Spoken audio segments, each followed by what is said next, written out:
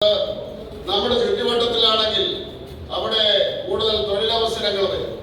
തൊഴിലവസരങ്ങൾ വരികയും കൂടുതൽ ആൾക്കാർക്ക് ജോലി കിട്ടുകയും ചെയ്യും. ഒരാൾക്ക് ജോലി കിട്ടിക്കഴിഞ്ഞാൽ ആ കുടുംബം വികസിക്കുമെന്നാണ്. അപ്പൊ അങ്ങനെ പടിപടിയായിട്ട് രാജ്യം ആവശ്യപ്പെടുന്നത് തീർച്ചയായിട്ടും ഓരോ വ്യക്തികളും വരുമാനം വർദ്ധിപ്പിക്കണം, ഓരോ കുടുംബവും വരുമാനം വർദ്ധിപ്പിക്കണം.